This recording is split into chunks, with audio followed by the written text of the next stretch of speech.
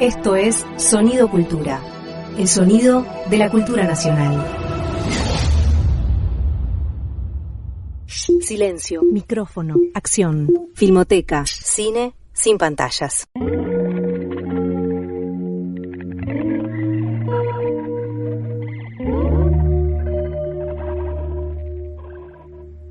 ¿Cómo les va? Bienvenidos a otra emisión de Filmoteca, Cine Sin Pantalla, este programa que compartimos con los amigos Clara Albizu y Roger Cosa. Y como ustedes seguramente ya saben, y los que no les informo, cada programa está dedicado a un tema. Y como el tema de hoy me tocaba elegirlo a mí, elegí a los Beatles, al cine de los Beatles, porque me piace. Por ninguna otra razón. Digamos, normalmente yo soy bastante descuidado de esa obsesión periodística con las efemérides, ¿no? Que nunca entendí. Pero en este caso de carambola resulta que hay una suerte de justificación, ¿no? Vamos a entrar un poco más en detalle después, pero es que el hecho de que va a haber pronto una nueva película de los Beatles. Claro. Entonces, digamos que esa es la excusa, aunque no lo sea, para hacer este programa porque me piace. Y el tema sería básicamente subrayar el hecho de que yo creo que no hay en la historia, digo, soy muy fan, ¿no? Esto, si no se sabe, lo declaro, creo que se sabe, Fer, lo declaro en este mismo momento. Y entonces es probable que muchas de mis afirmaciones no tengan otra verdad que mi convicción, ¿no? O sea, no. Pero para mí no hay otro grupo que haya hecho tanto cine y tan buen cine, además, porque en general, digo, lo que era común, sobre todo en la época en la que ellos empezaron a trabajar, era que a los músicos de rock se los convocara para hacer películas que en general las hacía gente grande, o sea que no tenían ninguna sensibilidad ni ninguna empatía con el mundo al que estos artistas pertenecían, se los ponía a cantar en contextos bastante despreciables, la película funcionaba porque la gente iba a ver a sus ídolos y chao, y no importaba demasiado lo que pasaba. Esto aparece reflejado en algunos recuerdos, en los pocos recuerdos cinéfilos que uno puede encontrar de Lennon, McCartney, Harrison. Hay una frase en una entrevista de esos años, 62, 63, en el que él dice: detesto esas películas en las que todo el mundo se pone a cantar sin ninguna razón con una orquesta que surge de ninguna parte. ¿No? Este es Harrison, que brillante, extraordinario, sí, en la época de su apogeo, ¿no? Cuando había mucha gente que sospechaba que eran unos giles melenudos que tocaban, ¿no? Y luego hay tanto en los recuerdos de McCartney como de Lennon, hay idas al cine en Liverpool para ver películas con sus ídolos musicales, Elvis Presley, por ejemplo. Y por un lado, decepción por el material, por verlo al tipo que amaban en circunstancias penosas, cinematográficas penosas, es decir, ya tenían un gusto cinéfilo interesante. Y Lennon, creo que hay una entrevista en la que habla de una película de Frank Tashlin, en la que también tocaba uno de sus ídolos, no me acuerdo si era Steve Cochran o qué sé yo, y que él había ido, en esa época andaban de traje de cuero, de Teddy Boys vestidos, había ido dispuesto a romper las butacas, digamos, y a saltar sobre, ¿no? Una actitud muy punk que esperaba que la película produjera, y no, los ingleses miraban la película sentaditos sin siquiera mover la pata cuando aparecía el músico de turno, con lo cual se fue muy decepcionado. Claramente no era ese el cine que querían ver, y mucho menos protagonizar. Después hay una película de esos años, estas anécdotas son de alrededor de 1958, y hay una película de esos años que me parece interesante para que el Beatlemaníaco que no la vio acuda a verla, porque ahí hay un retrato cuasi documental de lo que era Liverpool en ese preciso momento, es decir, en el momento en el que ya se conocían, ya estaban tocando por ahí, no los conocía muy poca gente, no eran un fenómeno de masas todavía, ni nada en realidad, pero la película muestra el Liverpool al que ellos pertenecían, que era el Liverpool proletario, básicamente, porque el que mejor económicamente estaba era John, que vivía con su tía, que estaba un poco mejor acomodada que su madre, y mucho mejor acomodada que McCartney, que vivía en una casa alquilada de la municipalidad, o sea, todo mal. Se llama Violent Playground, acá le pusieron Aprendices del Delito. Y ahí David McCallum, Ilya Kuriaki, de la serie El agente de Cipoll, hace de un joven violento, delincuente, claro, y que no tiene remedio el tipo, digamos, quiere prender fuego a todo, prende fuego a la escuela, hace un desastre. Hace lo que Lennon no se animó a hacer en el cine. Exactamente. David McCallum viene a ser el Lennon que no fue. Es divertido porque además, bueno, para los cinéfilos es de Basil Dearden, que era uno de los entenados de John Grierson en la escuela documental británica de los 30, ¿no? Es decir, un tipo que tenía una mirada documental muy formada, y todo el ambiente de Liverpool está increíblemente bien mostrado, ¿no? Los complejos habitacionales baratos de la posguerra, en fin, el ambiente en el que los tipos crecieron está perfectamente en esas películas. Y hasta Peter Cushing está, que hace de cura que lo quiere salvar a David McCallum sin éxito, ¿no? Así que esa película, Violent Playground, yo creo que hasta podríamos pasarla nosotros en algún momento. Y tenemos con qué hacerlas dialogar, porque hay un par de películas americanas de esa época, sí, que de alguna forma... Me acuerdo una que pasamos con John Cassavetes, ¿te acordás? Sí, claro, bueno, porque además... Para mí tienen que ver esas dos películas. Sí, además esa es una época en donde la delincuencia juvenil es el tema, ¿no? Los jóvenes pidiendo espacio protagónico en la sociedad, en todos los espectros de la sociedad. Pero hay que, digamos, el fenómeno ese habría que pensarlo asociado a un momento histórico que es muy clave, que es la posguerra, un momento de transición entre la posguerra y algo que sí creo yo va a ser fundamental para los Beatles, que es un momento de esplendor económico cuando ellos empiezan, porque Inglaterra está viviendo una etapa novedosa en términos económicos. Entonces ahí hay una conjunción entre necesidades de renovación de todos los órdenes, pero hay también algún tipo de azar a favor, porque hay posibilidades hay dinero para gastar. Y eso es muy importante en la concepción. Y otra cosa que es muy importante en ese tiempo es que hasta fin de los 50, un poquito menos o más, el servicio militar era obligatorio. Y deja de serlo. O sea que zafaron. No, bueno, hay toda una tesis al respecto. No hubieran podido ir a Hamburgo en el 62 si hubieran tenido que hacer el servicio militar. Entonces es genial ver las condiciones de posibilidad que tenían, ¿no?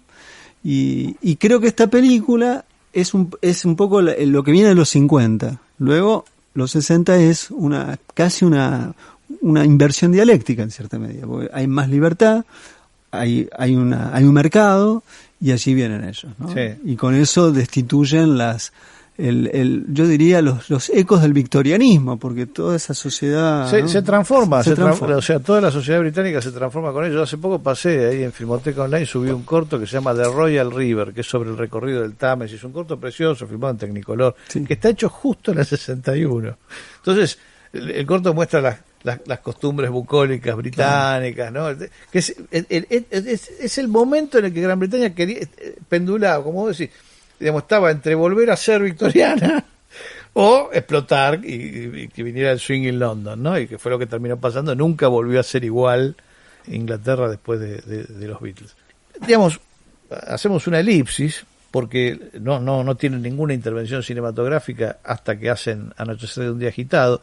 Los Beatlemaníacos argentinos saben perfectamente que la película no se llamó Anochecer de un día agitado acá, porque seguramente tienen el disco de la edición argentina original que dice cómo se llamó, y es increíble, se llamó Yeah, Yeah, Yeah, la película. Un poder de síntesis. Sí, se estrenó con ese título, y el disco dice eso. Yeah, ¿no? Yeah. Sí, se estrenó así. Y fue una sorpresa para todos. La película se filmó entre marzo y abril de 64 por muy poca guita, en muy poco tiempo. Y hay 2 o 3 claves ahí. Primero, que a ellos les ofrecen de la empresa Artistas Unidos, que normalmente distribuía, pero acá quería producir. Y lo que querían era capitalizar el éxito de estos tipos, como habían hecho con Helen Shapiro, digamos, otras estrellas juveniles que habían hecho películas malas antes que ellos. Pero ellos se reservaron, y Brian Epstein los acompañó, el manager de ellos los acompañó en esto. Se reservaron la última palabra sobre la elección del director, sobre un cierto grado de control creativo. Como estaban en la más absoluta cresta de la ola, se los permitieron. Y esto hizo toda la diferencia, porque esto y el hecho de que eran 4 tipos brillantes, porque eso es clarísimo. Digamos, a Elvis seguramente también hubiese tenido si hubiera querido el control creativo de algo, pero le importaba un pito, no le interesaba nada. Pero a ellos sí les importaba hacer una película buena. Esto es interesantísimo. Y veían un programa de televisión en el que trabajaba Richard Lester, y habían visto un corto, además, protagonizado por Peter Sellers, que había dirigido Lester en el estilo de las comedias de Buster Keaton, en el estilo de slapstick mudo, que se llamaba... Corriendo, saltando. Sí, The Jumping, Running and Standing Still Film, una cosa así. Es buenísimo. Es muy lindo el corto. Genial. Sí. Tiene un chiste buenísimo. Que es un corto hecho a instancia de Peter Sellers, que quería a toda costa hacer slapstick. Por eso después él se entusiasma con el Inspector Clouseau, además, claro, ¿no?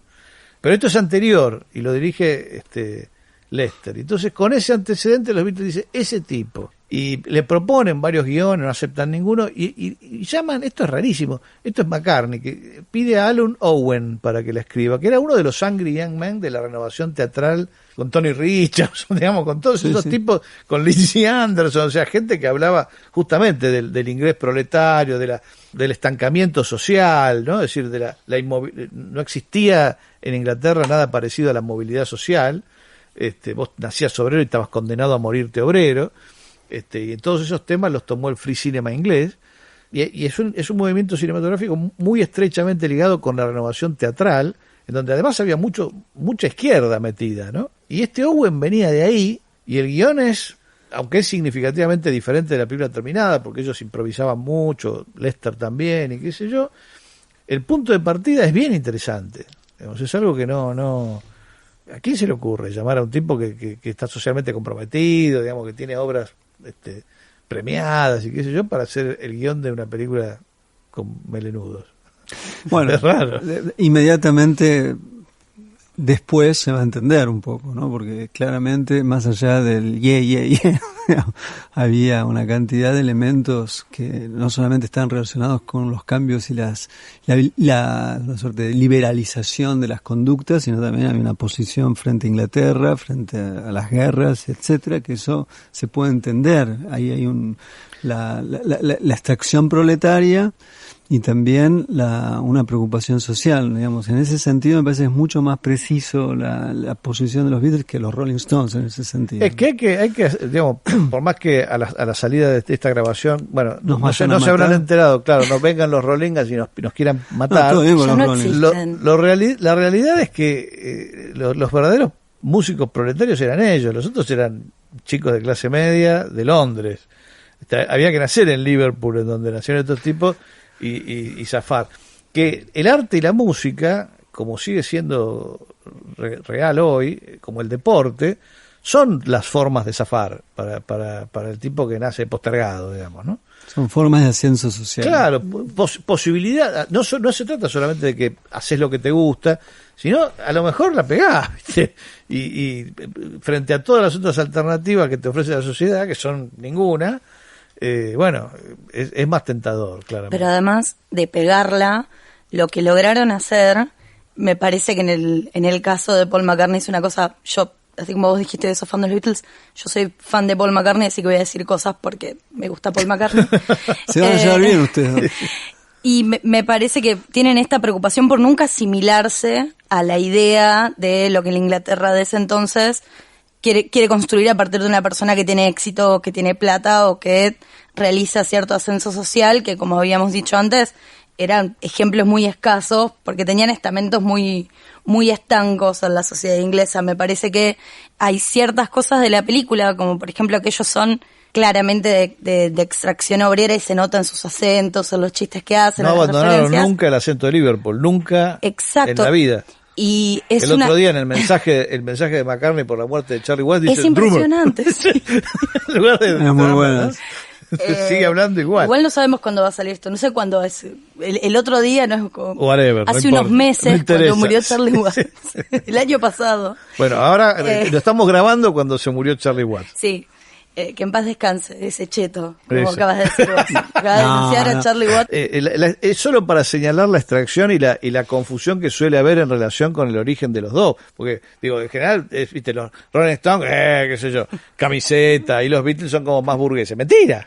No, todo lo contrario. Es exactamente al revés. Pero está bueno esto que lo que quería como cerrar es que ellos son los más vivos de su película, en general, y los personajes que son como de otras clases suelen ser bastante Bueno, tienen una tontines. enfrentación con un viejo que se cree el dueño del tren en el que viajan en un Eso momento, es muy bueno. Claro, y que no es una persona de clase alta, es una persona de clase obrera que le hace el trabajo a los de la clase alta. Claro, y después hay un gran momento, para mí uno de los momentos preferidos de la película, es cuando George se pierde, tiene que ir a un lado y se pierde, y lo confunden con alguien de marketing de una empresa de publicidad, y el tipo desmantela en una escena de 5 minutos todos los parámetros del marketing de esos años. Pero eso es parte de podría ser hasta un documental, Totalmente. si no fuera porque la actuación del actor es está como un poquito deliberadamente exagerada, ¿no? Pero eso es buenísimo. Es muy bueno, Pero en lo otro pleno que- apogeo del mundo publicitario, ¿no? Pero lo que está claro ahí también pasa cuando están grabando en el estudio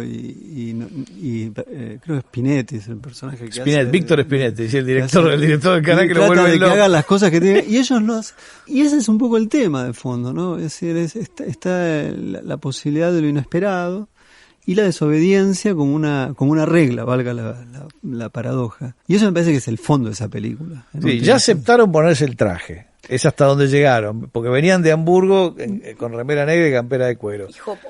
Sí, aceptaron ponerse el traje y bueno, cambiar el jopo por el pelo largo, pero el pelo digamos, fue revolucionario. Es hasta donde llegaron. Después todo lo demás son absolutamente después es un auténticos. paulatino dejar el traje, ¿no? Se va Bueno, es radicalizando que la estética. eventualmente ¿no? lo van a hacer, pero de eso vamos a hablar en todo caso después. Vamos a irnos al corte con un tema de la película que no es el más previsible, pero que también entra en un momento bastante cómodo. Toda la película tiene un humor formidable, pero hay un pequeño momento gay porque esta canción se la canta Lennon a Ringo. Ringo se enoja, está enojado, y entonces John le canta esta canción de amor. Estás escuchando un contenido del Ministerio de Cultura de la Nación. Filmoteca, cine sin pantallas. Seguimos con esta emisión de Filmoteca Cine sin pantallas, segundo bloque. Además de Anochecer de un día agitado, que capta el momento, digamos, más alegre, más despreocupado de la historia de los Beatles, hay una película que tampoco ha circulado demasiado y que les recomiendo enfáticamente, debe estar para piratearse como uno mejor sepa. Se llama What's Happening. Es una película de los hermanos Miles, que son dos documentalistas extraordinarios de la década del 60 de Estados Unidos. Y esta película en particular registra la gira norteamericana del 64. Es decir, está hecha de manera contemporánea, Anochecer de un día agitado. Pero esta sí es un documental. Anochecer tiene el aspecto de un documental, pero no lo es. Esta lo es. Y la verdad que hay que decir que son bastante similares en términos de puesta en escena. Son muy parecidos. Si no te dicen, por momentos dudás si estás viendo ¿Cuál de los dos? Claro, No, o Anochecer de es verdad, porque la cámara en mano. Sí, hay muchas cosas muy, muy parecidas. Lo que hay que buscar es la versión original de los Mails, que dura 40 minutos y que es extraordinaria porque uno ve, entre otras muchas cosas, ese momento en el que la película se llama What's Happening, por ese momento, en el que Lennon, desde adentro del avión, salen a Nueva York y dicen, ¿qué está pasando? Porque ven a la gente que los recibe. Eso Lennon lo ha contado muchas veces, pero ahí está en la película, se lo ve tal como ocurrió. Y esa película además me permite contar la única anécdota que tengo con los Beatles yo, que en realidad no es una anécdota mía, es de Eloísa Solás, una amiga muy querida que ahora trabaja en el Museo del Cine, pero que cuando sucedió esto trabajaba de programadora y productora en el Bafisi. Que hace poco hizo una película que está muy bien, se llama La Facultad. Exacto. Esto sucedió en el año 2005, o probablemente fines del 2004, fue cuando lo empezamos a producir. Por iniciativa creo que fue de Sergio Wolf, también programador del festival, se nos ocurrió hacer una retrospectiva de los hermanos Miles. Y entramos en el sitio web de los tipos y, bueno, Wolf eligió algunas películas y yo dije, por favor, traigamos What's Happening, porque es la difícil de los Beatles. Estaba listada, Eloísa, que hacía la parte de la producción en ese momento de la retrospectiva esta, se contactó con Albert Miles, creo que era el hermano que estaba vivo, Claro, otro había muerto. Ahora murieron los dos, pero creo que era Albert. Pidió todas las películas, qué sé yo, agregó What's Happening, y la respuesta de Miles fue, bueno, está todo ok, pueden pasarlas todas, qué sé yo, What's Happening, yo no tengo los derechos son de los Beatles. Y entonces, bueno, viene Eloísa y me dice, mira, no, esta película no la podemos pasar, los derechos son de los Beatles. Y bueno, pero le digo, pero preguntale a Miles cómo hacemos para conseguir los derechos, o sea, ¿hay alguna dirección de los Beatles?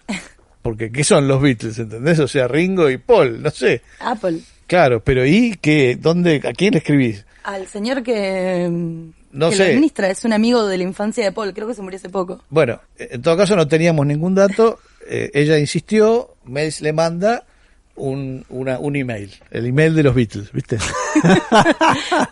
@fiberdel. Y claro, y ella les escribe, queridos Beatles, es nuestra intención proyectar esta película de Albert Mail. Por indicación de Albert Mail nos remitieron a ustedes, se supone que tenemos que obtener la autorización, el Festival de Buenos Aires, bla, bla. Y bueno, y me dijo al rato, mandé la carta, qué sé yo. Ninguno tenía la expectativa de ninguna respuesta, pero hubo una respuesta. A la semana, querida Eloísa, los Beatles autorizan la proyección de What's Happening en vuestro festival. Cordialmente, los Beatles. Muy bueno. Y dije, por favor, imprimí ese mail y colgalo en un cuadrito en tu casa. Tiene Porque que ser sí, el póster seguramente, de la retrospectiva. claro, seguramente fue este hombre que les hacía la publicidad desde siempre. Un asistente, o sea, imagínate un la tipo- secretaria que firma los Beatles. Es mucho poder. Es muy grosso, es una cosa muy, muy importante. Es algo a lo que podría aspirar cualquiera. Yo la única, si me permite, puedo contar una Por anécdota favor, muy breve. por favor. Mi profesora de cocina, pues yo a los 15 años tuve la mala idea de volverme vegetariano. Después, a los 38 me di cuenta que me llamaban las truchas, los salmones, y empecé a comer pescado. Pero hasta ese entonces, bueno, yo era una anomalía en esa época. Estamos hablando de 1983. Bien. Por lo tanto, tenía que aprender a cocinar, porque nadie sabía cocinar esas cosas. Y mi profesora se llamaba Eda Vega, que era una amiga, que ya había estudiado en Brasil. Ella fue la cocinera personal de McCartney cuando vino a la Argentina la primera vez. Mirá qué bien. Que McCartney no lo ¿En puede qué año creer. vino? Eso fue en los 80. 93, ¿no? la 93. primera vez que vino en el Claro. 93. Ah. De hecho hay una nota por ahí, la cocinera de McCartney. Y McCartney enloquece con lo que ella come y le dice, te contrato para que estés conmigo siempre y viajes por el mundo y que No. me hagas la comida. Y esta boluda, porque era una boluda, estaba con un tipo que después se divorció. No importa si se divorció, no era Paul Estás McCartney. loca, y encima después se quedó embarazada, todo mal. ¿Te das cuenta? Y era realmente un destino, ¿no? Se jugó un destino. Pero Qué tal bárbaro. cual, ¿no? Bueno, extraordinario, extraordinario. Esa anécdota está buena también. Está buena. Después los voy a puntuar. Es buena. La de McCartney es buena. ¿Querés proceder? No, yo no tengo ninguna anécdota. Que el público. Bien. Claro, después del éxito de Anochecer un día agitado, vino Help, que es todo lo contrario en términos formales y de producción, porque se filmó, creo que tardaron como 4 meses, 5, toda la plata para hacerla. Conservaron algunas cosas de lo británico, ¿no? Porque a ellos les gustaba mucho la serie Los Vengadores y hay algo Se del nota estilo, eso, sí. totalmente. Y también James Bond como modelo a parodiar, ¿no? Para satirizar, sobre todo en los villanos, que aparecen con un rol bastante protagónico. Les gustaba, se ve, trabajar con tipos que eran bastante histriónicos. Víctor Spinetti está en todas las películas, incluyendo en esta, pero acá está también Leo McKern, que era un muy buen actor en general, aparece en muchas de las películas de Free Cinema, pero cuando tenía que hacer de payaso lo hacía perfectamente y acá lo hace también. Es más desilvanada en términos de estructura que la otra, ¿no? Lester experimenta con la forma, eligiendo una forma distinta para cada una de las canciones de ellos. Eso es muy Fue interesante. una película muy maltratada y a mí me llama la atención porque es una película muy anárquica.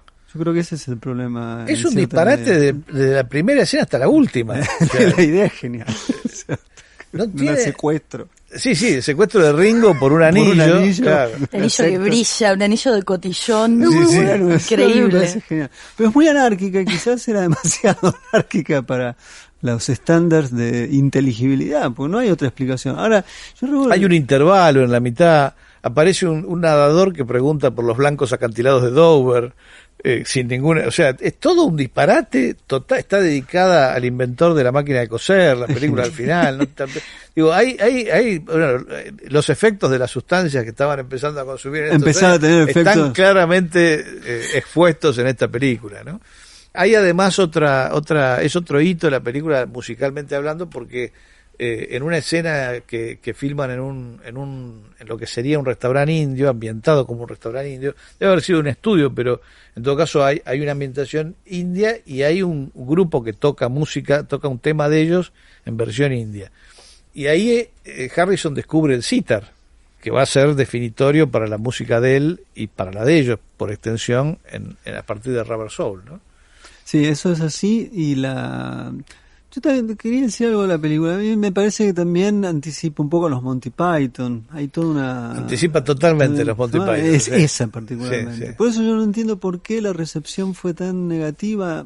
No solamente en el momento del estreno, posteriormente yo no veo reivindicaciones de la película. Generalmente, digamos, A Hard Day's Night es la película. Es el clásico. Yo he visto muchas reivindicaciones de esta película desde el punto de vista de, bueno, Lester fue un pionero del videoclip a partir de las secuencias musicales, pero la película en sí, como un todo, la verdad que pocas veces la he visto reivindicada. Y para mí es genial la película. A mí me encantaría verla en una sala. Yo sala. la veo hace mucho, ¿eh? Me encantaría verla en una sala con público, porque en su momento se reestrenó, por ejemplo, Anochecer de un día agitado, y fue muy lindo verla con gente. Pero Socorro no. Y es una pena, porque yo creo que esa película con público hoy funcionaría perfectamente, sobre todo con público de trasnoche, fumado, ¿no?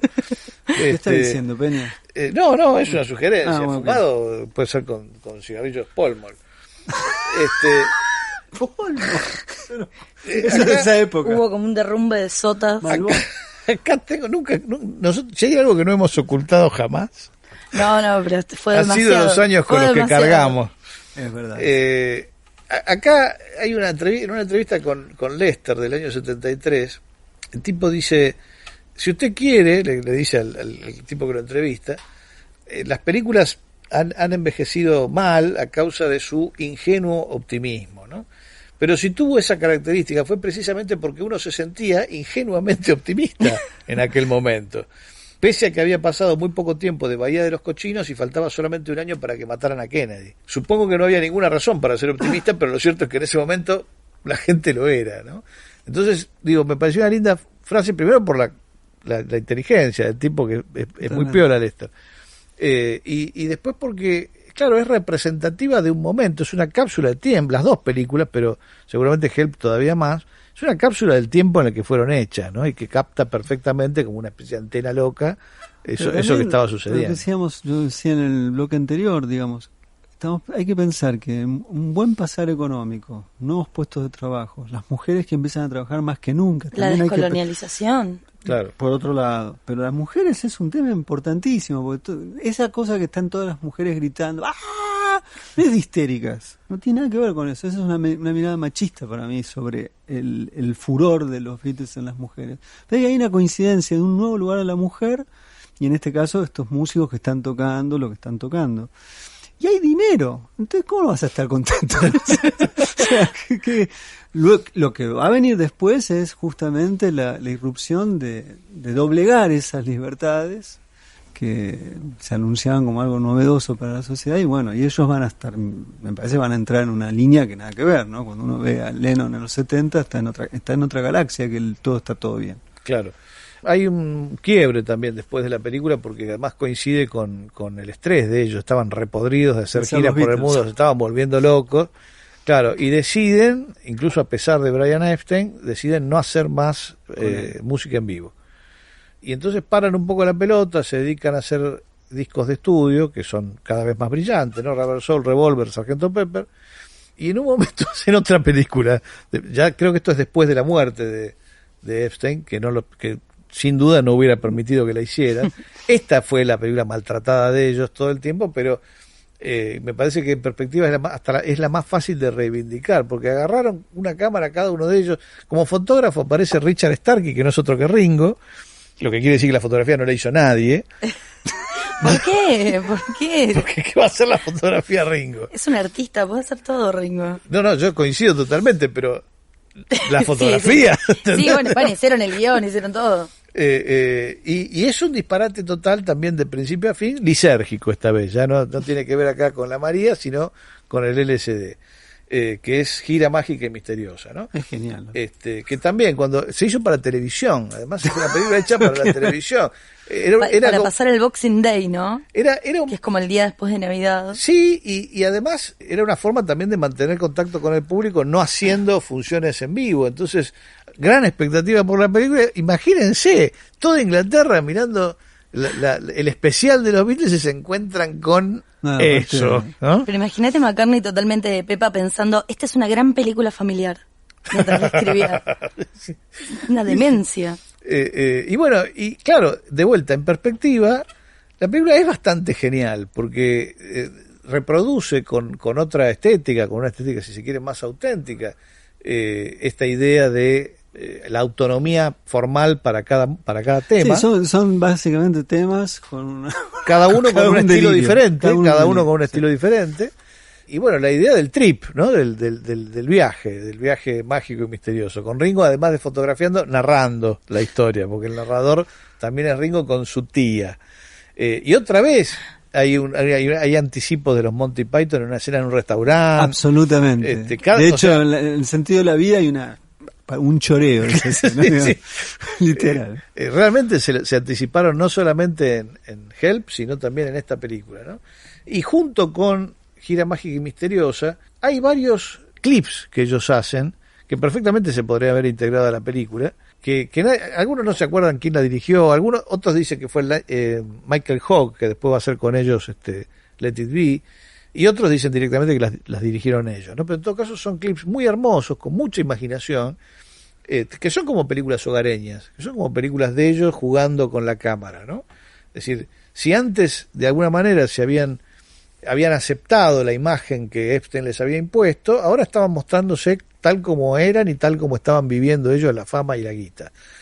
En donde no estaban transigiendo en este sentido era, por ejemplo, en el tipo de música que querían hacer. Y esto es interesantísimo, porque ahora que eran más mainstream que nadie, la grababan para la EMI, hacían realmente lo que querían, en lugar de simplificar la música, o en lugar de hacer, la volvieron cada vez más compleja, se la volvieron cada vez más experimental, ¿no? Y eso es lo genial, me parece. Claro, es uno de los pocos momentos en la historia del arte donde la vanguardia estética, digamos, va junto con el mainstream. Es rarísimo esto que pase. Raro. Y por supuesto arrastra a un montón de otros músicos. No habría rock sinfónico sin estos tipos, ¿no? Por lo menos la historia se dio así. A lo mejor habría de otra manera, qué sé yo. Lo que ha sido es así. Sí. Y lo que ellos empiezan a experimentar sonoramente no lo había hecho realmente nadie. Y el formato canción lo llevan a una dimensión probablemente invencible, porque no hay más que eso. ¿Qué vas a hacer? ¿Qué canción puedes hacer bajo esos conceptos, ¿no? Esto es para que reciban y tengan todos los que se quieren hacer los listos diciendo que a ellos no les gustan los Beatles. Vieron que siempre aparece alguno que se quiere hacer ver. Gente contrera. Y dice, a mí la verdad que los Beatles, no sé qué, bueno, ¿saben qué? En fin.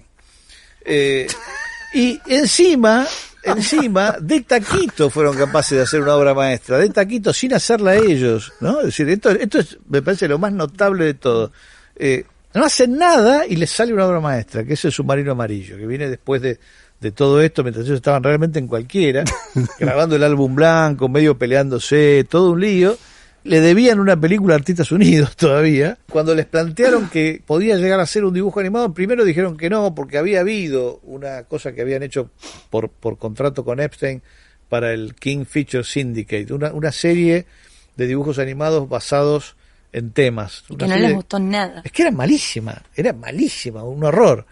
Entonces no querían saber nada con eso y se convencieron cuando les empezaron a mostrar diseños, lo contrataron a Heinz Edelman, que era un diseñador top en ese momento, y se empezaron a entusiasmar despacito y permitieron que usaran la música de ellos y, digamos, la verdad es que musicalmente el único que se comprometió fue Harrison, que compuso de todo para la película. Lennon y McCartney hicieron solamente creo que 2 o 3 temas. Hey Bulldog, All Together Now, que no es una cosa, es lindo, pero no es que se rompió todo para hacer. O sea, evidentemente desconfiaban del resultado final y solamente aparecen, hay gente que dice que hicieron las voces, no hicieron las voces, las hicieron actores que imitaban las voces de ellos y sus acentos. Ellos aparecen un poquito al final.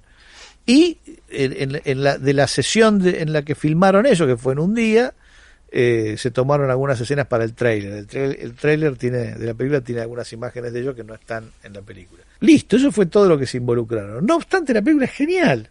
Es una película... Y para hacer una película de animación se hizo también en muy poco tiempo, en condiciones que en general el cine animado no puede tener. O sea, es como una película de animación de bajo presupuesto, no existe eso, no puede existir por la técnica necesaria, y se logró gracias a imaginación y a calidad artística.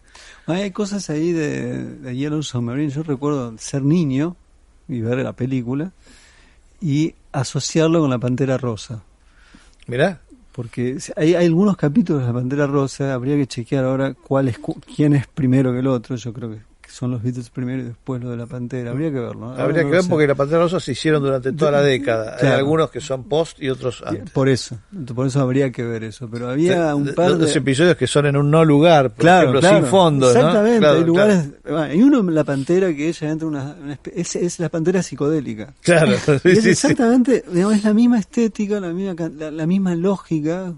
Y por otro lado, digamos, uno puede ver en esa película Magritte, Escher, no sé en español, Seaholes, el mar de los agujeros. El mar de los agujeros. Es un momento, o sea, ¿qué estás viendo? Digamos? Ahí hay una dimensión absolutamente liberada, que es genial, ¿no? Porque eso era poner cierto arte realmente de vanguardia, de alta cultura, hacerlo pop, ¿no? Eso también es muy llamativo y muy impresionante. Y que es una vocación de los Beatles que acá, bueno, como dijeron antes, ni siquiera lo hicieron ellos, pero el de traer la cultura alta a nivel del mar, digamos, es una búsqueda que ellos hacen a lo largo de su carrera, me parece.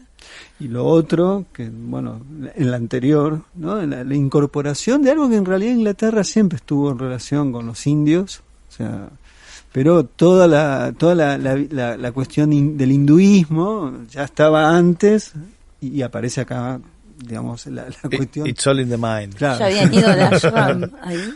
No sé, no me acuerdo, no sé cómo viene la cronología, porque como además es una película, como te digo, hecha sin ellos, entonces no tengo idea si habían estado ya en la India o si ya habían vuelto.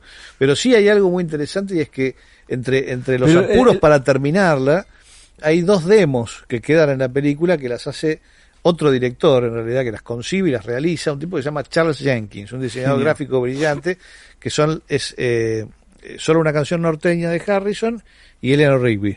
Esas 2 secuencias las hace Charles Jenkins, que vivió mucho tiempo en Argentina. Eso Sí, no sé si dio alguna charla, dio en la FADU, me acuerdo, porque vivió mucho tiempo acá. Y realmente un pionero, porque aparte él, Edelman y todo el grupo que hizo la película determinaron lo que va a ser la estética, por ejemplo, del cine publicitario posterior. O sea, si uno ve comerciales posteriores de esos años, incluso en Argentina, durante todo lo que quedaba de los 60 y toda la década del 70, se la pasaron choreando en submarino amarillo. Hay una cantidad de películas de los 70 vinculadas al rock, incluso hasta los 80. Hay algunas secuencias de Pink Floyd The Wall de Alan Parker. Que siguen afanando. Es así.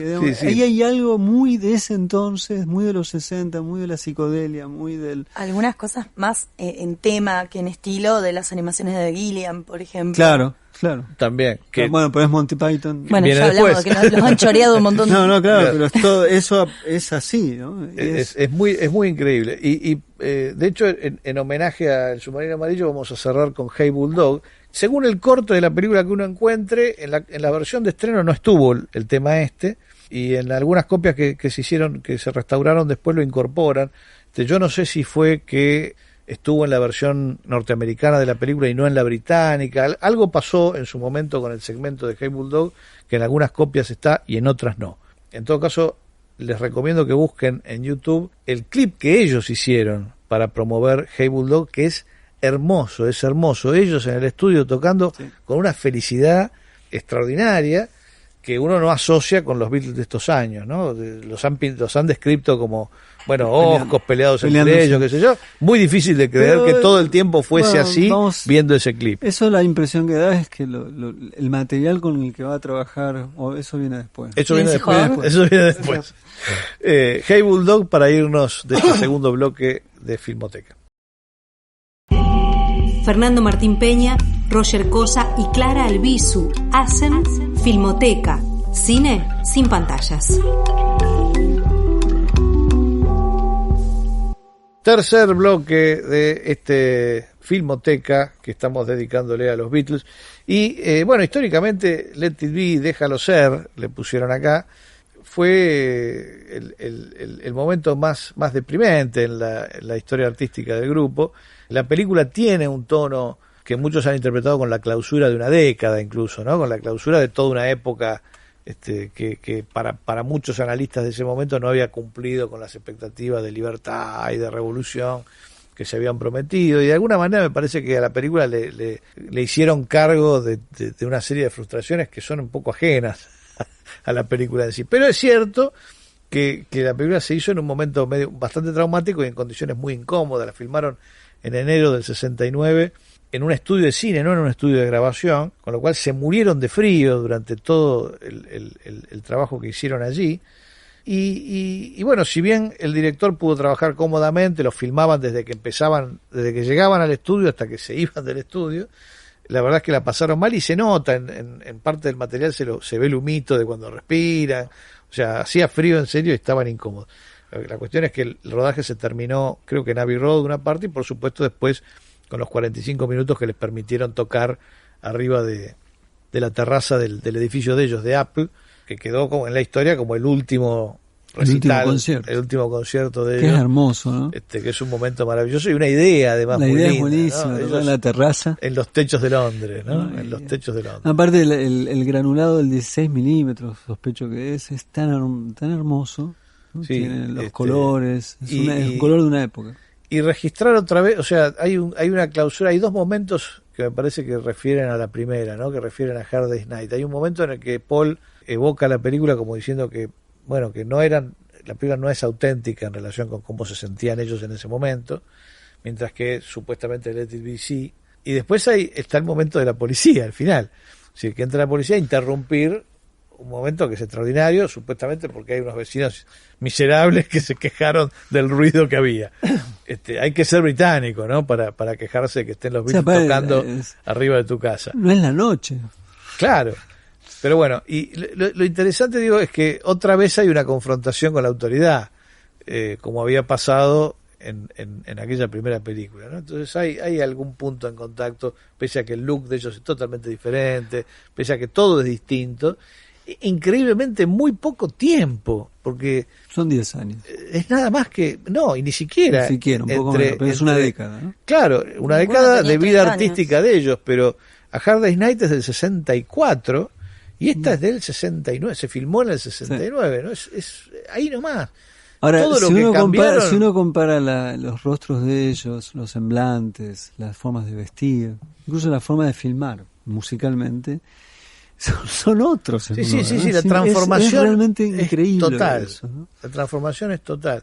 Y yo creo que eso sí es la época, ¿no? Es decir, es una época que cambió completamente. Hay una aceleración y ellos de hecho son el motor de la aceleración. Claro, pero digo, en todas las artes, ¿no? Digo, creo que hay muy pocos momentos en la historia del siglo XX. Los años 20, dicen, parece que fueron así. Probablemente. Claramente los 60, y después yo no sé si hay otro momento en la historia donde haya pasado. Digo, hace poco, hagan la experiencia, vean cualquier película de los 2000, que hace 20 años ya, y perfectamente uno la podría confundir con una película de ahora. No ha cambiado nada la forma de filmar en los últimos 20, 30 años. Mientras que en esos momentos era totalmente distinto un film, y hasta lo podés fechar, un film de los 50 que uno de los 60, y un film de principios de los 60 que uno de finales de los 60, como en este caso, ¿no? Bueno, la cuestión es que este tono deprimente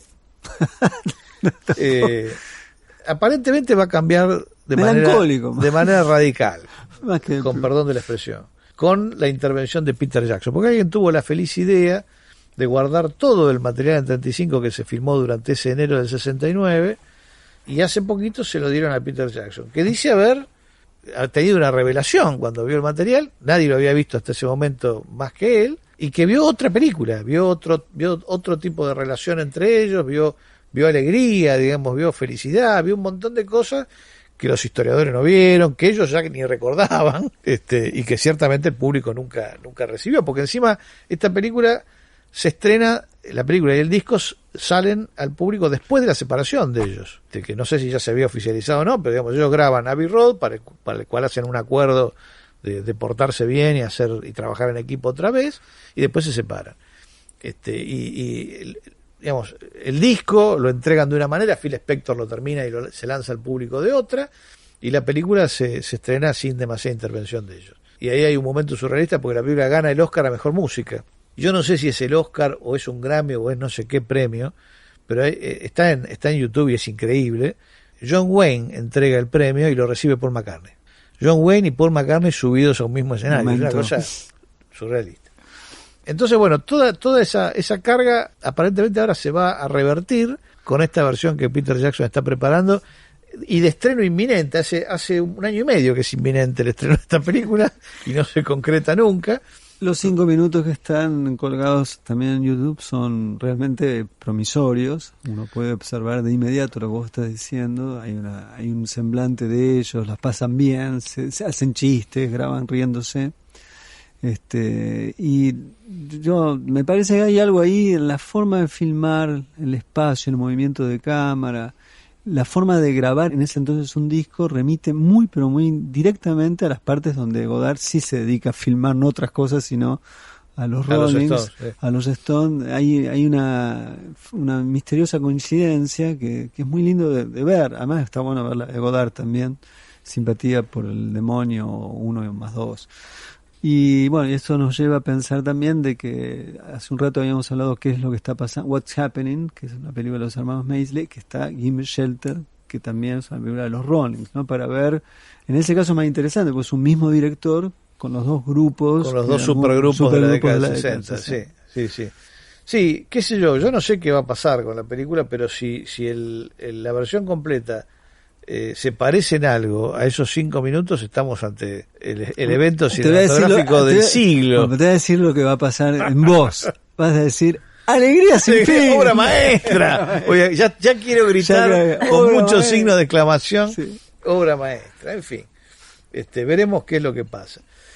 Podemos hablar un poquito sobre algunas películas sobre los Beatles, que no llegó a ser un género todavía, pero sí, con el correr del tiempo empiezan a aparecer influencias de los Beatles en un montón de películas que los toman como tema o que usan la música de ellos. No me refiero al uso circunstancial que se hace de cualquier grupo, sino a un uso más artísticamente importante, ¿no? Es decir, hay películas, qué sé yo, que utilizan la música de ellos a lo largo de toda la trama como de manera dramática y muy bien pensada. Otras que utilizan historias de las canciones de los Beatles para estructurar sus guiones, digamos. También.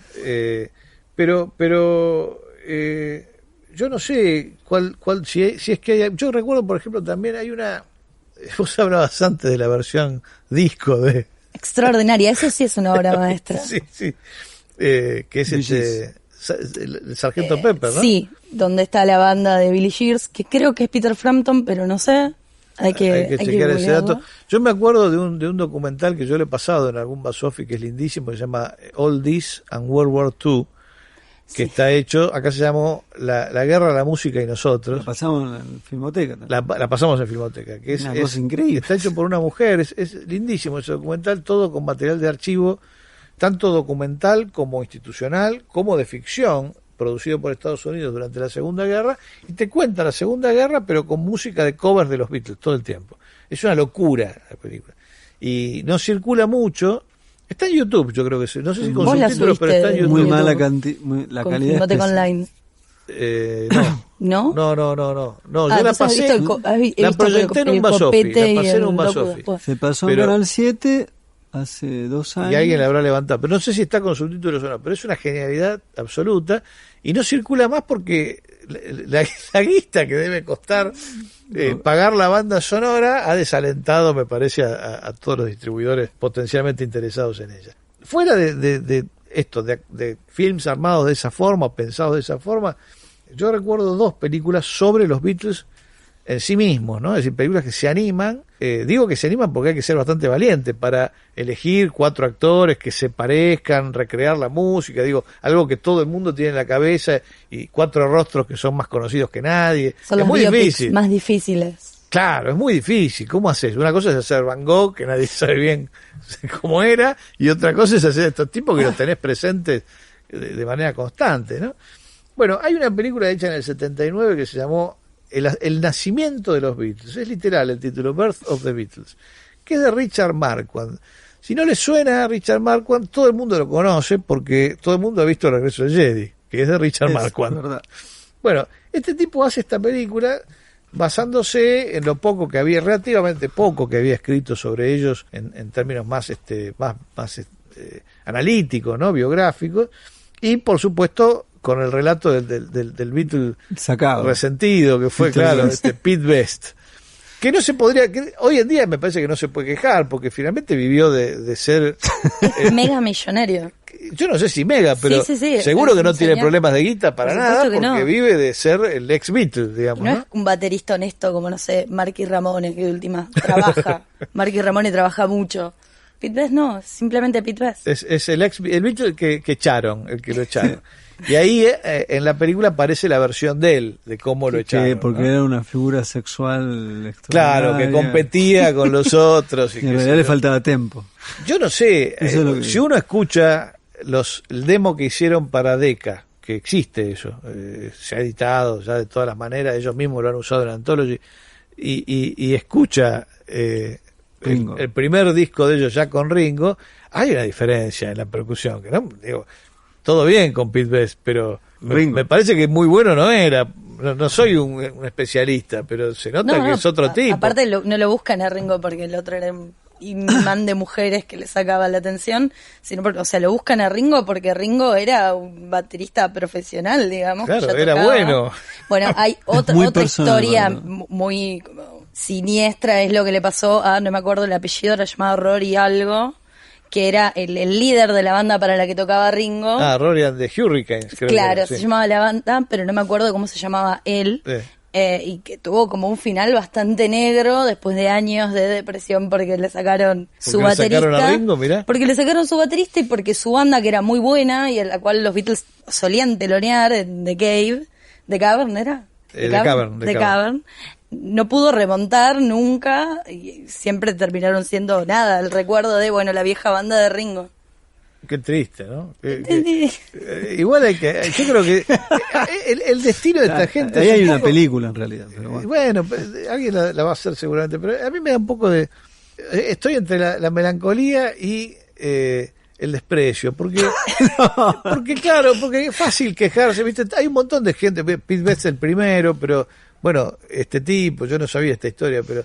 Y hay otros, ¿no? Que dicen, bueno, sí, yo pude haber sido como los Beatles. ¡No! La verdad que no, porque ahí hay otra combinación, lo que hablábamos antes, ¿no? Los astros que se juntaron, Sí. son 4 tipos extraordinarios, singularísimos. Sí. Es decir, 3 genios y un carismático, digamos que si querés es un cuarto genio también porque tocaba muy bien la batería.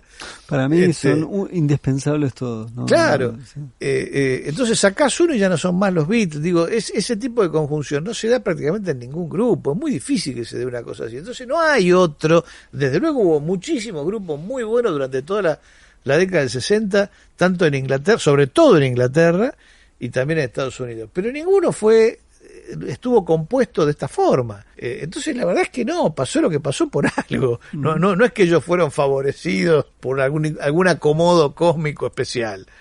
Así que bueno, por eso digo, dudo un poco cuando dicen estas cosas, ¿viste? Porque son especulaciones que me parece que mucho sentido no tienen. Y después también, yo tengo un relativamente buen recuerdo de una película que se llamaba Backbeat, que es del 94, de Ian Softly, Yo la vi también, pero en cine. en cine. Yo la vi en ISAT. Que, Hace mucho tiempo. Para mí el Mucho. único problema, porque el nacimiento de los Beatles recrea perfecta la música está perfecta. Sí, acá no es. Backbeat no, No, es era- música contemporánea, Sí. rara de escuchar porque están recreando los fines de los 50 y principios de los 60, es muy curioso. Está muy bien el tipo que hace de Lennon, por ejemplo, está impecable ese tipo, y también está muy bien Sheryl Lee, es decir, Laura Palmer, Ujú. que hace de Astrid Kirchner, que es la que un poco define el look de ellos de los primeros años, La ¿no? novia de... De Stu De Stu Sutcliffe, Sutcliffe. claro. En las dos películas estas aparece la tragedia de este pibe que se muere sin que nadie sepa bien qué tuvo, muy jovencito, y hace pasar al bajo a Paul, que no tocaba el bajo hasta ese momento, pero también resulta beneficioso para ellos porque parece que este hombre no tocaba, digamos, estaba porque, bueno, tenía un bajo. Y todo el mundo lo recuerda como un gran artista plástico, era un tipo con una sensibilidad plástica particular, y eso es lo que la seduce a ella y qué sé yo, y ahí tuvo una historia con ella. Ella murió hace poquito también. No solamente definió el estilo, sino que además es la que saca las fotografías del segundo disco de ellos, With the Beatles, con los rostros medio en sombras, ¿no?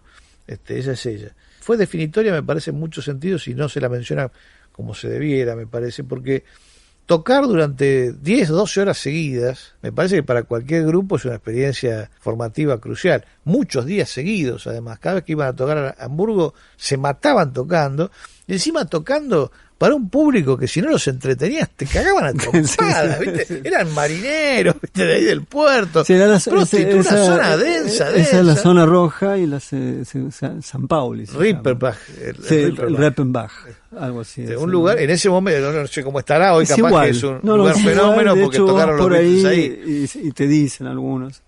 Porque, digamos, es un training tremendo para ellos como grupo, y tocaban como tocaban en el 62 porque venían de esa experiencia tremenda, ¿no? Entonces me parece que eso es importante por varias cosas. Por eso, por Astrid, por Klaus Burman, que lo levantan ahí en esa época también, que había sido pareja de Astrid. De hecho, Astrid lo deja a él para estar con Stu Sutcliffe. Y uno lo ve hoy a Klaus Burman, que es un tipo que se toma todo con, evidentemente, con gracia. ¿Ves? Al revés de los resentidos, está chocho el tipo, es un hombre feliz porque ha tocado con los Beatles, ¿viste? Y porque ha estado cerca del momento en el que empezaron, es amigo de Paul, cada tanto toca, quiere hacer un disco y lo llama a Paul y Paul le canta una canción. O sea, es un tipo feliz, hizo el dibujo, es un gran diseñador gráfico, el dibujo de Revolver es de Klaus Burman. Y además, por supuesto, fue un músico exitoso por derecho propio, ¿no? Integró, no me acuerdo qué supergrupo de los 60 y qué sé yo. Sería el ejemplo contrario de los atorrantes de los que hablábamos señor Pete Best. Antes, hace un ratito, claro. Y siguen existiendo como parte del entorno de ellos, ¿no? Es decir, eso es muy interesante también, que esa experiencia compartida hace 60 años importó tanto que el vínculo sigue ahí, ¿no? Son importantes unos en la vida de otros, ¿no? Es muy interesante eso. Y cuando tuvieron su propia empresa, digamos, que es lo que fue Apple con sus diferentes ramas, todas las ramas de Apple tenía a gente de ese momento a cargo de diferentes capacidades, el sello, de arte, de la edición de películas y demás. Sí.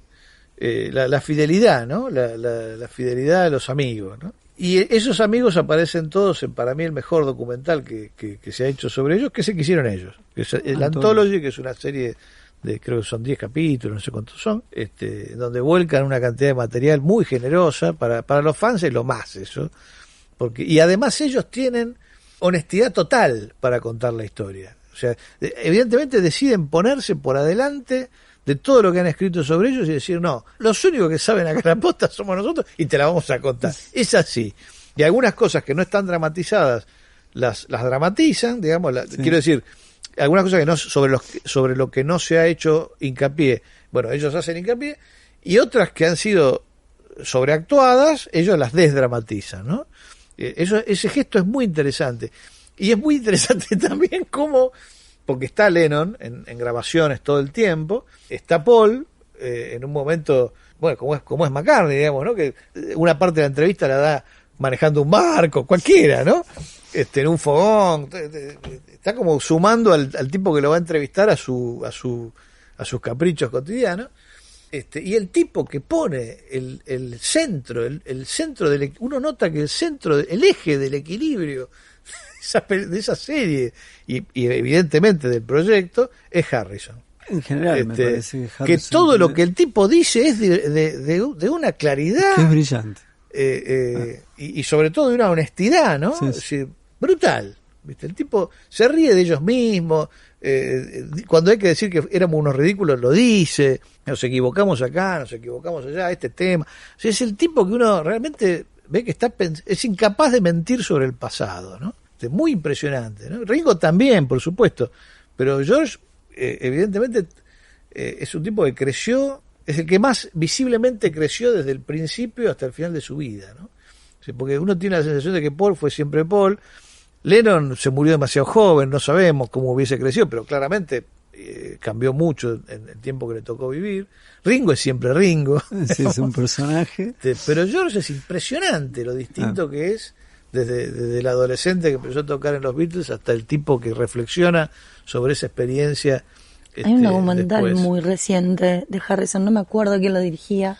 Scorsese hizo un documental sobre Harrison, horrible. Mucho material de Es archivo ese, interesante, ese. pero malísimo, A eso muy me iba a malo. referir. El material de archivo es muy bueno. A mí tampoco me gusta cómo está usado y no me gustan mucho las entrevistas. Pero el material es genial porque vos te das cuenta que el tipo siempre tuvo como un peso muy importante en cuanto a sus ideas, a su conducta, a este viaje vital que él hace de crecimiento personal, pero que como que las semillas siempre estaban ahí, siempre era un tipo como serio y a la vez, digamos, capaz de ser jocoso, pero siempre tomándose la vida con... Claro, con una una distancia crítica. Claro. Es el tipo que en A Hard Day's Night cuestiona al publicista. Es ese tipo, es ese mismo tipo. Por eso me parece genial que lo hayan elegido a él para protagonizar esa escena en la película, porque es realmente el tipo que es capaz de decirte, no, esto no es así, siendo que todo el entorno te dice que es así, ¿no?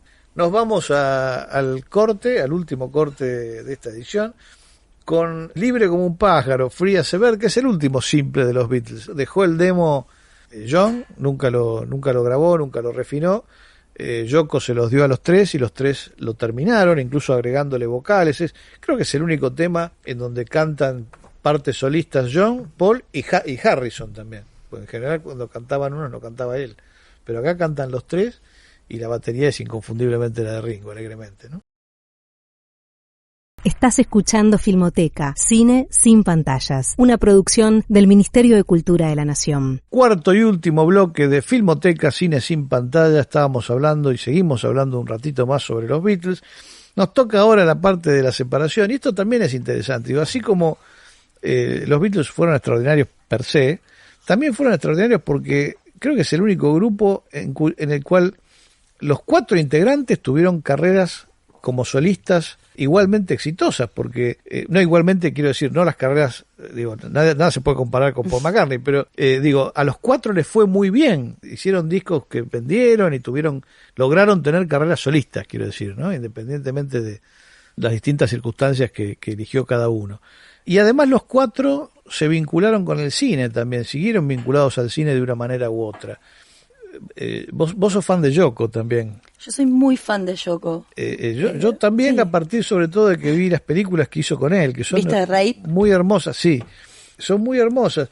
Y además uno tiene la idea, ahora hace poquito apareció en Netflix un documental sobre la relación entre ellos, que te obliga, además, si estabas en otro mundo y todavía no te habías enterado de lo grosa que es ella, ahí terminás de entender. Pero además también hay momentos de intimidad de ellos dos que son muy bonitos, ¿viste? Una cosa de pareja que se quiere en serio. También tenés la sensación en esa película, como la tenías quien vio Imagine, por ejemplo, ese documental que se hizo sobre él hace tiempo, que estaban filmándolo las 24 horas del día. Alguien estaba con una cámara filmándolos las 24 horas del día, no tenían intimidad, literalmente ni para ir al baño. Hay una escena John saliendo del baño y mirando a la cámara, o sea, es impresionante la forma de lidiar con la cámara de ellos. Por eso uno entiende que cuando nació John, ¿no?, él decidiera apartarse de la vida, de esa vida pública infernal y criar a su hijo, ¿no? O sea, dedicarse al nene, porque es tremendo, es de un estrés tremendo. Casi en una especie de hipérbole, casi yo diría, en Bed Peace, la película, claro, que están, digamos, están acostados en su cama, la gente viene, habla, ellos hablan sobre la propuesta de la paz y lo que sé, qué sé yo, y sin embargo lo que vos ves es una intimidad, una pareja que está en su cama, aparecen los fotógrafos, los periodistas, el mayordomo, quien sea, y ellos siguen ahí en la cama. Pero ponele que eso tenga algo de performático. Pero me parece era un suceso sensacionalista y era lo que era. Exacto, pero glosa una situación, ¿no? Permanente en la vida de ellos, o sea, filmado todo el tiempo. Y también, bueno, revela la cantidad de material que hay sobre ellos. Yo no lo dije en su momento, pero por supuesto el hecho de que hayan guardado todos los descartes de Let It Be, es interesante, sobre todo para nuestra realidad, porque no sé si les comenté que no tenemos nosotros, ¿qué vas a decir? no tenemos una Cinemateca Nacional, y entonces el estado de nuestro patrimonio, o sea, acá no se hubiera podido rehacer Let It Be, por ejemplo, porque hubiéramos tirado algunas cosas hubiéramos perdido incluso, ¿no encontraste cosas de Almendra, de Spinetta? Bueno, claro, pero que sobrevivieron de pura casualidad, es la misma de historia. pura casualidad. Entonces, bueno, es nada, un comentario al pie, que me parece, y ni siquiera creo que sea demasiado pertinente, como pie de pero tal vez página, sí. No, nunca está de más, nunca Porque está de más. me olvido, viste, si les comenté, no estoy seguro. Igual quería nombrar en Bad Peace, tiene la aparición extraordinaria de Jonas Mekas. Sí. Que es una hermosura, y además hay un momento mecas en el interior de la película, porque filman los mecas, y es genial esa inserción de mecas tanto detrás de cámara y delante de cámara, ¿no? Que uno lo ve a Mecas y dice, ¿qué hace ahí Mecas? Bueno, pero eran muy amigos con Yoko, ¿no? Pero con porque Yoko. se reconocen los artistas, digamos, me parece que se reconocían la integridad de lo artístico en ellos, ¿no? Uh-huh. Que eso ninguno de los cuatro lo perdió nunca. Y en ese documental que vos mencionás, todo lo que es el ambiente de su casa está todo el tiempo, eso, digamos, yendo y viniendo artistas de distintas disciplinas. Claro, gente interesante. Sí, ¿no? una comunidad muy interesante, sí. Luego Harrison se involucra como productor a partir de que los Monty Python, que él se había hecho muy amigo de un par de ellos, sobre todo de Eric Idle, se involucra como productor en La vida de Brian. Gracias a Harrison es que La vida de Brian se puede terminar y se estrena, y Harrison además, chocho, hace un cameo en la película, sí, se lo reconoce perfectamente. Sí, sí. Y eso, junto con un socio que tenía, lo lleva a producir otras películas, algunas muy buenas. Mona Lisa, yo recuerdo una película extraordinaria, con Bob Hoskins, por ejemplo. De acuerdo. Y Bob Hopkins, ¿no? Bob Hopkins. Entre otras, también tienen algunas películas muy malas. Había una que se llamaba Water, por ejemplo, en la que Harrison aparecía con un grupo al final, Eric Clapton tocando, creo que estaba Ringo metido. Hay una película con Michael Caine de intención política, pero muy mala. Entre varias otras películas que hizo con la empresa que se llamaba Handmade Films, creo que se llamaba Handmade Films. Ringo, que fue estrella, prácticamente se transformó en una estrella de cine durante los 70, apareció en Spaghetti Westerns. Tiene el tipo más natural de los cuatro delante de una cámara. Act Naturally, que es el tema que canta él en Help, en el disco. Hay un Spaghetti que se llama Blind Man, que es el equivalente Spaghetti de Satoichi, por ejemplo, en donde Ringo hace un papel fantástico. Hace de cavernícola en una película que es un montón de slapstick, una payasada, una película muy graciosa, sí, que ahí conoció a su esposa, Bárbara Bach, exacto, claro. Sí, con exacto. la que siguen casados. Sí. Y vos escribiste hace poco algo sobre la película de vampiros. Son of Drácula, es un peliculón. En realidad es una mala película, pero es una de las 4 o 5 que produjo Apple Films, o sea que está producida por los Beatles, que se da un par de años después de la disolución de la banda, pero donde todavía sus lazos comerciales no se habían cortado. Él pide hacer esa película con un gran amigo de él, Nilsson, del cual hay un documental que es muy bueno. Buenísimo, sí, que es, Señor Bafisi. ¿Quién es Nilsson y por qué todos hablan de él? Sí. Que Ringo no está, porque dice que él se pone muy mal cuando habla de George, de John, o de Nilsson o de cualquier amigo que perdió. Y en esa película, es una película muy mística en la que él es Merlín y Nilsson es el hijo de Drácula, y bueno, van como una gran reunión de todos estos monstruos y personajes sobrenaturales a declararlo el príncipe de los infiernos, que eso lo iba a hacer en nuestras ceremonias Merlín Ringo.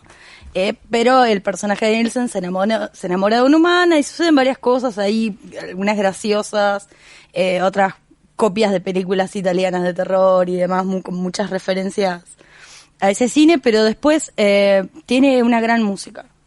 Y los cuadros musicales son muy entretenidos. La banda de sonido se editó, está editada, hay un long play con eso. Pero Ringo hizo de todo, además. Hizo siempre muy excéntrico todo, ¿no? Digo, hay una película de Ken Russell, Litzomania, que acá fue prohibida, que él aparece montado arriba de un pito gigante. Me acuerdo. Esa la protagoniza Plant, ¿no? No me acuerdo quién es. Roger Daltrey. No me acuerdo, Litzomania. Sí. Me acuerdo de Ringo porque yo era chico cuando la vi en video pirata, que estaba prohibida, y digo, wow, totalmente locos todos los que hicieron esto, por lo menos en ese momento. Está en 200 moteles, aparece en 200 moteles de Frank Zappa, ¿no? Es muy notable la carrera de él y muy ecléctica además, ¿no? Bueno, John también tiene un antecedente como actor cuando todavía los Beatles estaban juntos. Con Lester, que hace esta película de la guerra. ¿Cómo se llama? What a Lovely War, una cosa así se llama. No sé, que tienen que construir como un campo de cricket en medio de una batalla, una cosa media él era también totalmente natural, John, está muy bien, pero él abandona eso, no sigue para nada con el tema de la actuación. Ringo hace El Cristiano Mágico también, una película con Peter Sellers, me acuerdo que está Ringo, y siempre está bien en todo lo que hace, o sea que evidentemente se le daba, o sea, con bastante facilidad lo de actuar. Y McCartney fue el que menos cine hizo, pero sí produjo un par de largometrajes basados en shows de él solo con Wings. Hay uno que se llamaba Rock Show, me acuerdo, con Wings, que era bastante bueno. Richard Lester hizo un documental sobre un concierto de él. Una de las últimas cosas que hizo Richard Lester es un concierto de Paul McCartney. Y hay una película, y en un momento dijo, voy a hacer un largometraje. ¿Para que qué? Sí, probablemente un error importante en su carrera, que fue Give My Regards to Broad Street. En Argentina no se estrenó, o sea que imagínate lo que habrá sido la película para que acá no se estrene. A mí, como me gusta él, yo la disfruto la película, pero entiendo que no le guste a nadie, porque la verdad que no le salió, me parece. Igual los momentos musicales están buenos, se pueden pasar en cualquier lado, pero la película como cosa integral no se sostiene ni un poquito. Me parece que la mejor contribución, o la que a mí me interesa, hablemos de verdad ahí, porque a mí me interesa, que es la canción que le hace a los films de James Bond, que es Live and Let Die. Claro, que es la mejor canción Bond. Como artista popular que era, lo llamaron de la empresa productora de Bond, Broccoli y Asociados, qué sé yo, para hacer de una de las películas con Roger Moore, o sea, una de las películas casi autoparódicas, ¿no?, de la serie Bond. Sí, porque Live and Let Die es una payasada importante también. Y la gente recuerda más que nada el tema antes que la película, y él ha vuelto el tema como parte recurrente de su repertorio. En todos los recitales hace Live and Let Die. Sí, es un gran momento. Es un gran momento con fuegos artificiales y toda una cosa impresionante. Pero después, y no además, sé si era así antes de que los Guns N' Roses hicieran su cover. Sí, fue un éxito. Seguía siendo así porque, en el 93 cuando él vino acá yo creo que la tocó. Sí. Siempre fue algo que a él se ve que le gustaba. Tiene una parodia de eso para Chevy Chase y Dan Aykroyd, una película que se llama Spies Like Us, que él hizo el tema también, hizo varios temas para películas. Él hay una película con Gene Hackman bastante buena que se llama Twice in a Lifetime, y la música la hizo él también, la canción por lo menos la hizo él. Y después tiene tiene un jeite con los dibujos animados. Él y Linda, en su momento, produjeron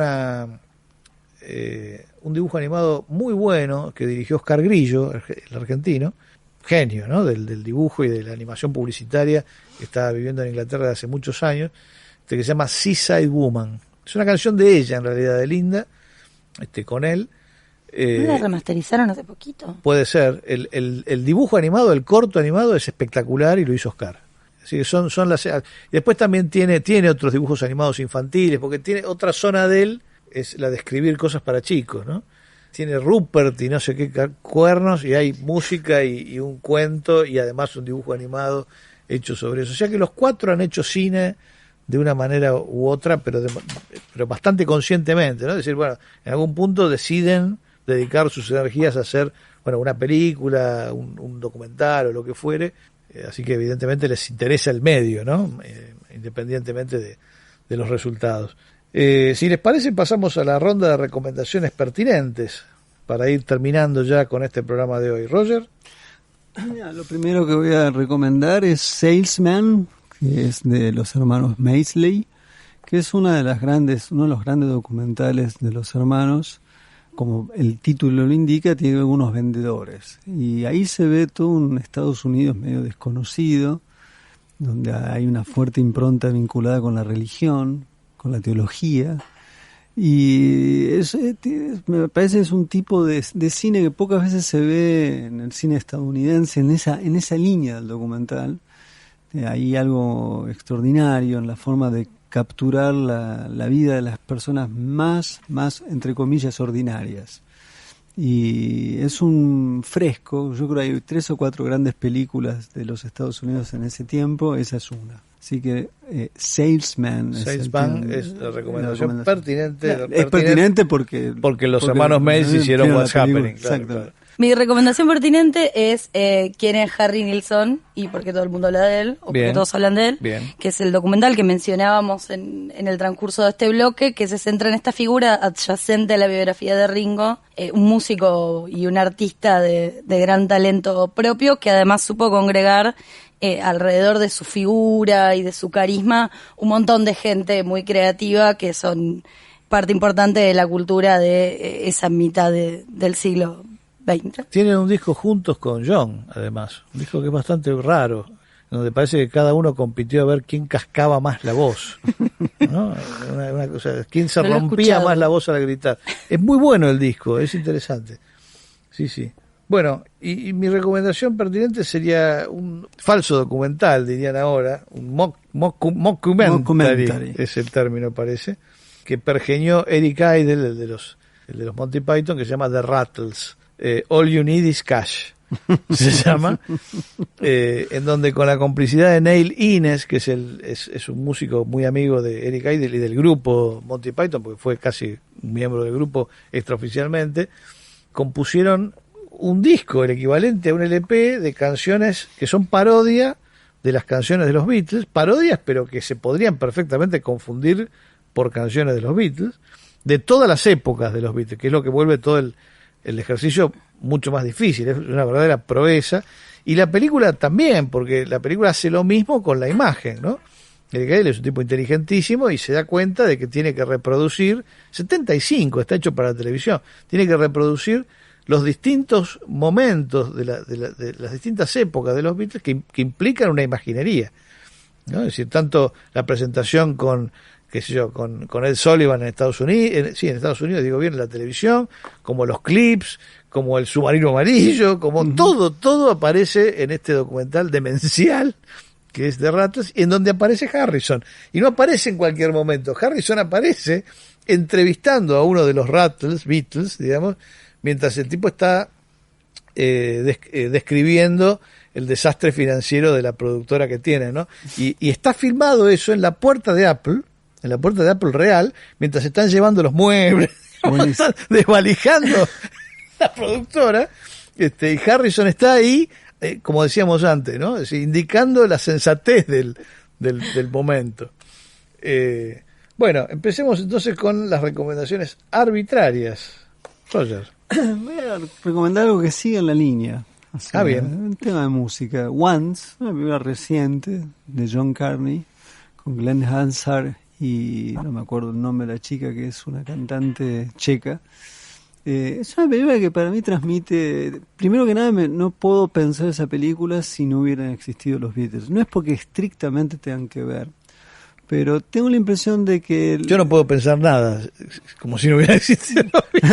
Se notó en todo nada, el programa. El mundo para mí tiene sentido. Claro, no, vos sos, como dijo Lennon. Lennon mandó que era más importante los Beatles que Cristo. Sí. Vos lo tomaste al pie. Literalmente, sí. Y fue tu verdadera religión. Como se ha notado en este programa que has concebido y que has tomado la voz de mando. Y que así a mí me encanta verte feliz con los Beatles. Bueno, Once es una película feliz, y es una película que transmite un poco la felicidad de la música, más allá de que son vidas no del todo fáciles, pero es un encuentro de dos personas, alguien que toca la guitarra en la calle, que se encuentra con alguien, y a partir de eso graban, y hay un momento en esa película que graban un tema, que se llama... Cuando tomas una decisión, creo que sería la traducción en español. Ese es un momento de un placer tan grande de ver, porque eso es cuando alguien tiene una banda y toca, y las cosas están saliendo entre los 4, 5, 6 que tocan. Bueno, eso es lo que se ve, a mi juicio, en los momentos de esos fragmentos que por ahora han sido descubiertos del material que Peter Jackson dio a conocer. Excelente. Es esa experiencia, la experiencia de la música, que es una experiencia colectiva, en la que misteriosamente la gente se puede reconocer sin hablar, lo cual es raro. Entonces, esa película tiene eso, y es una película muy, muy hermosa, muy bastante conocida, pero bueno, si no la vieron, es la recomendación no arbitraria, sino arbitrario ha sido que no haya puesto una arbitraria. Hay una entrevista relativamente poco difundida a Lennon, que es la entrevista en la que admite la posibilidad de que se vuelvan a juntar. Es algo que le preguntaban siempre, era algo que rehuían, pero ya se habían recompuesto la relación entre todos. Y él dice, tendríamos que ver si tendría que ser por la música. O sea, habría que ver, porque cada uno está en la suya, cada uno está haciendo lo suyo. Tendría que ser por la música, dice. Es muy lindo. Muy bueno. Lindo. Tendría que ser por la música. Clara, ¿tu recomendación arbitraria? Mi recomendación arbitraria viene a partir de lo que charlamos en un corte, lo cual es totalmente antiético, pero habíamos hablado de cómo este tipo que les robó a los Beatles, el que nunca les dio su dinero, Alan Klein, financió, entre otras cosas, el Topo de Jodorowsky con dinero mal habido. Pero yo quisiera recomendar otra película de Jodorowsky que a mí me encanta, que es muy alegre, no mentira, que es Santa Sangre, que creo que es del 89, 88, y es una película, es hermosa, es como mística, es un thriller, es una locura, y me gustaría que la gente la vea y que la vuelva a querer. Bueno, en la Filmoteca, en su momento Fabio había comprado una copia de Santa Sangre y lo engañaron y le vendieron un rollo de menos. O sea que nunca le pasó, sí, no sé, la verdad, no sé qué hizo después con la copia. Tiene una secuencia esa película con unos sapos que Una copia en 35, estaba feliz de la vida, saltaba, daba vuelta a carnero en el aire y cuando llegó se quería matar. Entonces yo nunca la vi porque yo no sé, nunca supe qué hizo con eso. Bueno, Hombre raro, Jodorowsky. Sí, ni hablar. En esa época era bueno, como cineasta. El Topo es una obra maestra total. El Topo es buenísima, y Santa Sangre también, y la otra, la de... Tiene una que se llama Fando y Liz, que no estoy tan seguro que tan buena es. Sí, esa le encantaba a Peter Gabriel. Mira. Fanático. Sí. Bueno, yo sospecho que no queda ya más tiempo para las recomendaciones arbitrarias. ¿Queda tiempo? Al 96. Es hora que lo introduzcas, ¿no? Acá está el operador que nos odia. Y nos odia tanto que no me dice la verdad, la duración de este bloque, que es lo que yo necesito totalidad. saber. Me dice el total que no me sirve para nada. Nos hace atravesar a ciegas 22, el perfecto. valle de la incertidumbre. Entonces sí, antes de irnos al tema final, puedo hacer una pequeña recomendación. Es una película que vi este fin de semana, que nunca había visto y que me fascinó. Tengo las imágenes rebotando en la cabeza. La película de Marguerite Duras que se llama Nathalie Granger. Nathalie Granger. Yo no la había visto otras cosas de ella, India Song, bueno, pero esta no la había visto, una película en blanco y negro, en la que no pasa absolutamente nada, en ningún momento, y sin embargo uno está hipnotizado mirando lo que esta mujer filma. Es una casa lo que produce ese efecto, me parece, porque la casa es muy interesante de ver, y hay dos mujeres formidables, está Jeanne Moreau y está Lucía Bosé, deslizándose por la casa. Hay algo fantasmal en la película, que creo que es lo que me parece fascinante. No se sabe, yo creo que hay algo que tiene que ver con fantasmas, pero no se dice. Nathalie Granger es la hija de una de ellas y se desea que estudie piano porque esa será su salvación, dicen. Nadie sabe ni por qué ni para qué. Y hay una inconducta también de la chica. Y nada más, es eso la película y es muy fascinante. Y hay una interpolación formidable de Depardieu, en una de las primeras apariciones que hace para el cine, haciendo de vendedor de lavarropas. Entra Depardieu y la película de golpe, una película que no parecía tener espacio para el humor, se transforma en un momento cómico genial, con Depardieu enfrentando a estas dos mujeres tratándole de vender un lavarropas. Una película inclasificable y maravillosa que, como les digo, me persigue un par de días después de haberla visto.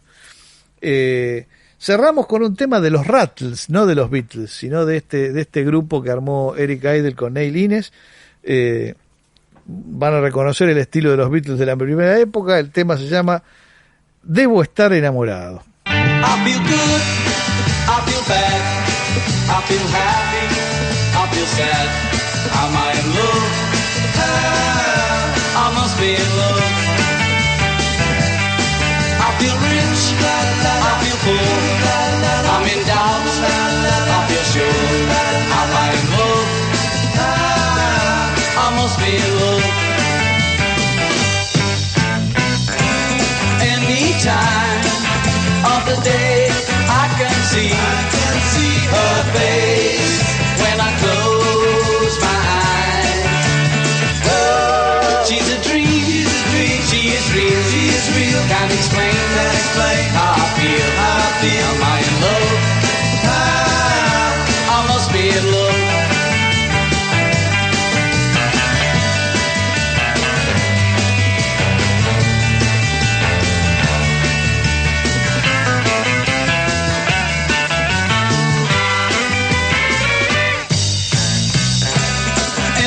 Time of the day I can see her face when I close my eyes.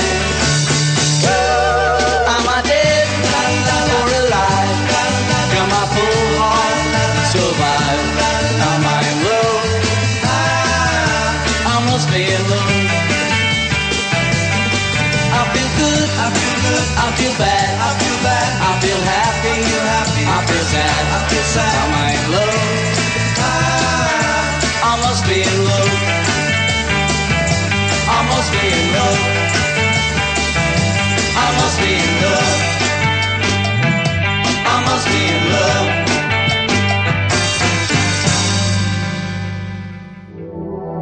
Fue una producción del Ministerio de Cultura.